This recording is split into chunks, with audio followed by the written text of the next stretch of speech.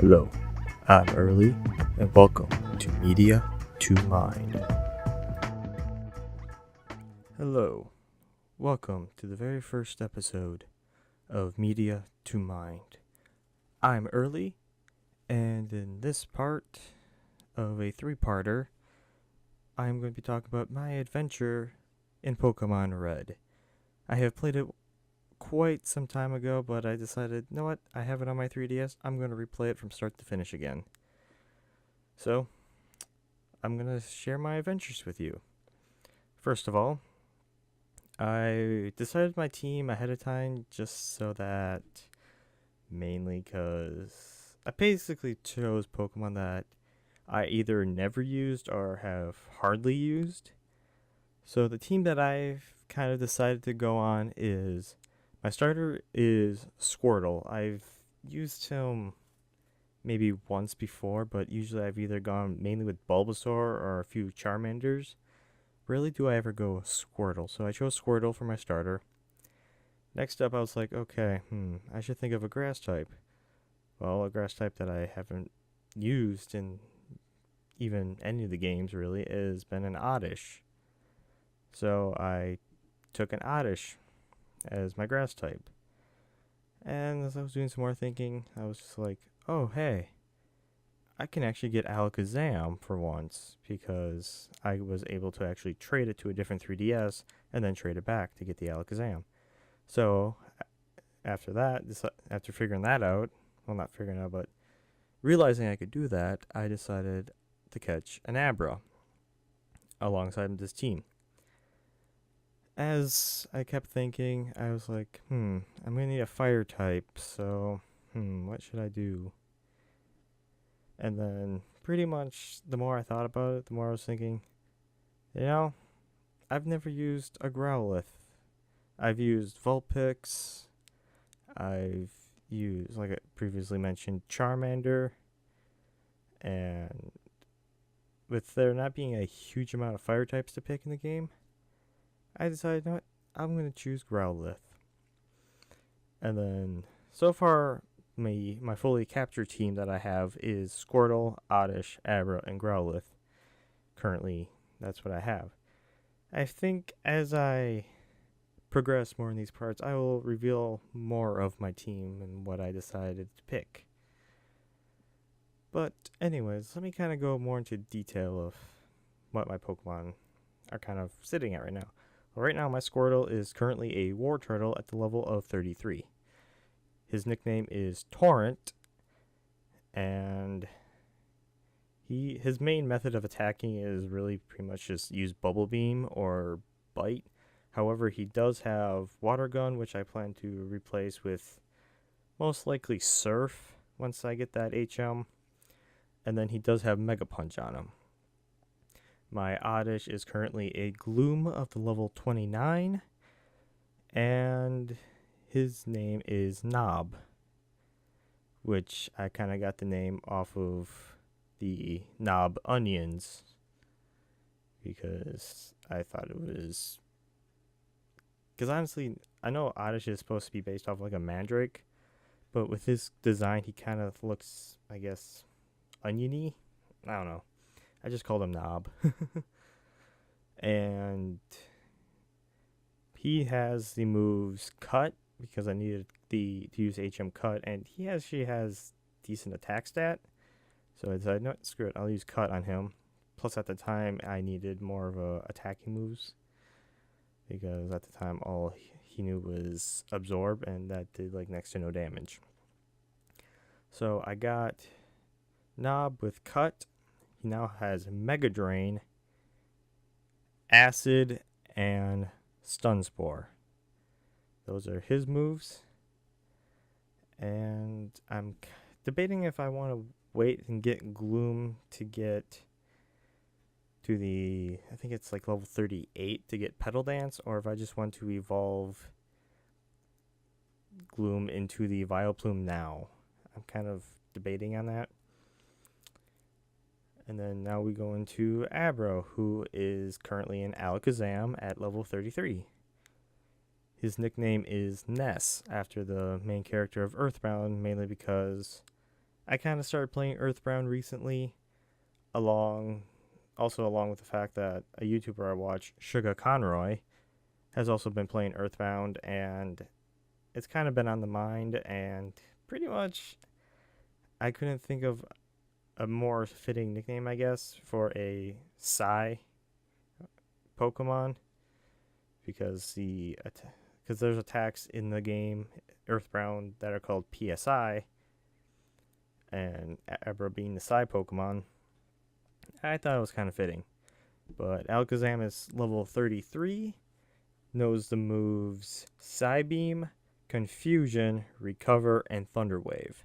The main reason why I picked Thunder Wave on him is mainly because I wanted a way to paralyze Pokemon, as I didn't really want to rely on Stun Spore on Knob, but I'll probably ultimately be replacing that move eventually. And Confusion's mainly there because that's the first attack it had until I got Psybeam, which is what I use more often now.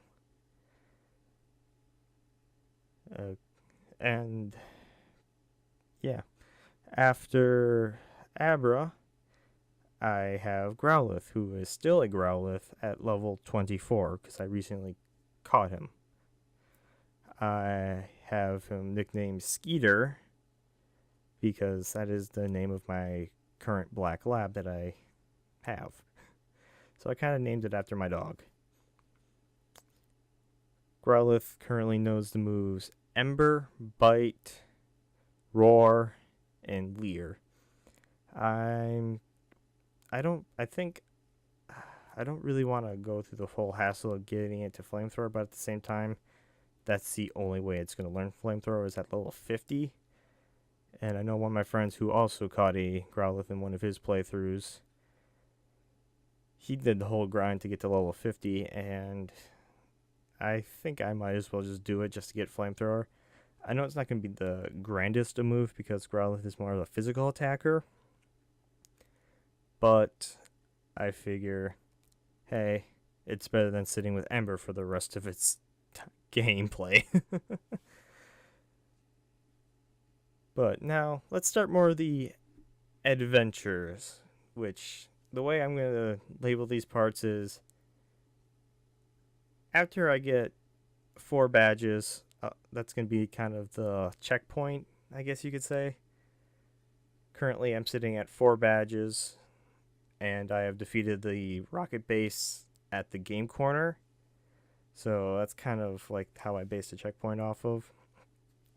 But starting with Brock, at that point I only had Torrent, who was a Squirtle. I remember beating Brock at level 15. Basically took out Brock really fast. Like, I just used Water Gun and Geodude and Onix just fell. It wasn't much of a challenge, but then again, they are quite weak to water. But still, I've never taken out Brock that easily before, so I was kind of surprised to see that. Carry on. Mount Moon was kind of a cakewalk because by that time I had a War Turtle, and it's pretty easy when you have a War Turtle. Misty was kind of I wouldn't say a hard challenge, mainly because at that point I had Knob and Ness in that point. And Knob, even with Absorb being so weak, Knob did some work in that gym, along with I didn't really use Ness for most of it because at that point he was still kind of a Abra. Or did I get him to Alakazam? I'm pretty sure I had him at Abra still at that point, and then I evolved him into a Kadabra, then to an Alakazam right after Misty. But anyways, it was mainly Knob and Torrent that pretty much took her down. Knob took out her Staryu, and then Torrent kind of just bit the heck out of Starmie. After that, I pretty much Well, I should also mention that the rival has been kind of fairly easy to a degree, mainly because every time I fought him, I've had evolved Pokemon against his more basic Pokemon, or at least like first form, whatever you want to call them, the base level Pokemon. And I've taken him out with some relative speed, but as things more progress, I'm kind of excited to know how well my team's going to work as he gets more evolved and whatnot. But then after Misty, I got my way down to Vermilion City, and that's where I did a lot of grinding to get Alakazam to a decent level, along with Nob, who was still an oddish and kind of the underdog for a while. Nob's kind of caught up quite recently, but at that point, Nob was still an oddish and wasn't doing that well in battle. But I did some grinding and eventually got Nob to a Gloom, and then I kind of trained the Alakazam so that it could basically help me in Surge's battle, just because a War Turtle isn't going to do a whole lot in an electric type gym, to say the least. So I trained up Ness mainly, but I did train Gloom up, and Gloom ended up not doing a whole lot in this gym just because he was so slow that he would always get paralyzed and become even slower. So it was basically a coin flip if he even attacked with weak attacks. So I ended up just using Alakazam for most of that, and pretty much Alakazam, Alakazam nearly wiped the entire gym practically. I think he one shot the Voltorb and the Pikachu, and then he two shot Raichu all with confusion. It wasn't more recent until he actually got Psybeam. I think he got Psybeam more closer to Erica's battle.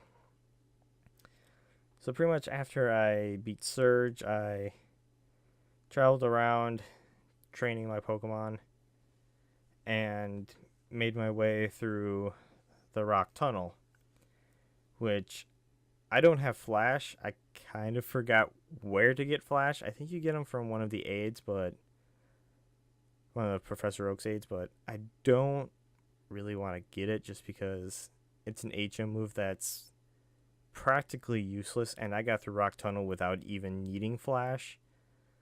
So it was kind of pointless to even worry about having Flash.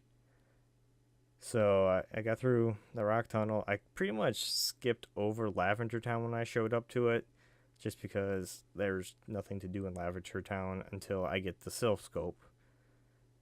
So I just kind of ran by Lavender Town, and then I got to the route where you can actually get Growlithe. Growlithe is kind of interesting to get because the first one I found, it roared and made me flee, which it seems to like to do because my friend who has a Growlithe that trained it to level 50 to get Flamethrower, he kind of said that he went through maybe either 6 or 7 Growlithes before he actually caught his, just because of Roar. So I ended up catching Growlithe, and now he's kind of the underdog for a while, just because weaker Pokemon, weaker level, whatnot. But I trained him up to the point where I kind of ended up training him more in the Erica gym, just because, mainly because there's a lot of poison types in that gym, because a lot of the Gen 1s are poison grass types.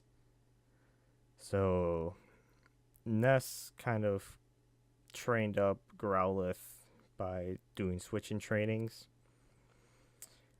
And boy, did that gym have me aggravated. That gym, mainly because of how rap works in Gen 1, and the fact that it's on Bell Sprouts, and the fact that it would always either do stun spore or sleep powder on me, and then hit me with rap, so I just pretty much sat there, unable to do anything.